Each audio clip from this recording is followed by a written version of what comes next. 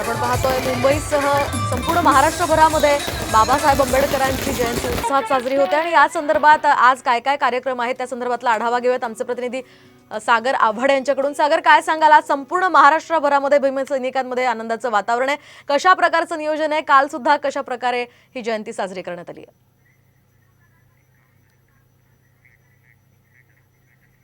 की आज आंबेडकर जयंती संपूर्ण देशभरामध्ये साजरी होती आहे। पुण्यातील स्टेशन परिसरामध्ये आंबेडकर पुतळा आहे आणि या आंबेडकर पुतळ्याला उपमुख्यमंत्री अजित पवार यांनी अभिवादन केलेलं आहे। आणि या ठिकाणी आपण जर पाहिलं तर जयंतीनिमित्तानं भव्य एकता मिसळ जी आहे ती विष्णू मनोहर यांच्या उपस्थित होती आहे। 10,000 किलो जी आहे ती मिसळ या ठिकाणी तयार करण्याचं काम विष्णू मनोहर यांच्याकडून सुरू आहे। आपण जर पाहिलं तर विष्णू मनोहर आपल्याबरोबर, सर, एक वेगळा उपक्रम आहे दरवर्षी एकता मिसळ। एकता नाव का देतं? एकता मिसळ यासाठी की सगळ्या समाजातले लोक एकत्र येऊन संघटितपणे याचं जुळवाजुळव करतात आणि ही मिसळ तयार करतात आणि त्याच्यामुळे ही एकता मिसळ एकतेचं प्रतीक आहे।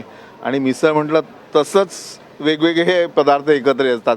फरसाण असतं, ब्रेड असतं, त्याच्यामध्ये पाव, त्याच्यानंतर जेव्हा आपण तरी करतो, रस्सा करतो, तर तो मिसळीचा प्रकार आहे। तर हे सगळं मिसळून जे एकत्र चव जी असते त्याला मिसळ म्हणून एकता मिसळ। किती वाजता तुम्ही सुरू केलंय आणि किती वाजेपर्यंत ही मिसळ तयार होणार?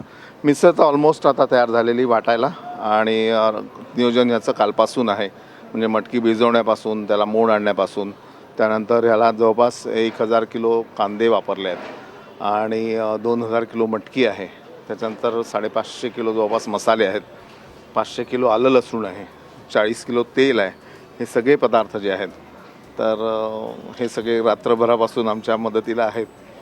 किती वाजेपर्यंत ही चालू असणार आहे आणि किती लोक या मिसळीचा आस्वाद घेतील? साधारण 1,00,000-1.25 लाख लोक याचा आस्वाद घेतील। 2 लाख पावांचा बंदोबस्त झालेला आहे। साधारण 4,500-5,000 किलो फरसाणाचा बंदोबस्त झालेला आहे आणि 5 ते 6 वाजेपर्यंत ही संपेल, मागच्या वर्षीचा जो अंदाज आहे त्या हिशोबाने। आता अजित पवार या ठिकाणी आले होते, अजितदादा आले होते आणि अजितदादांना मोह आवरला नाही। ते म्हणाले की मला आत्ता तर घाई आहे, पण मला बांधून द्या, मी रस्त्यात कुठेतरी त्याचा आस्वाद घेणार आहेत ते। नक्की या ठिकाणी मिसळ बनवण्याचं काम जे आहे विष्णू मनोहर गेले 2 वर्ष करतात आणि पुणेकर जे आहेत तेही या मिसळीचा आस्वाद घेतील। अगदी नक्कीच सागर, आपण पाहतोय भव्य अशा या उपक्रमाचं आयोजन पुण्यामध्ये करण्यात आलेलं आहे।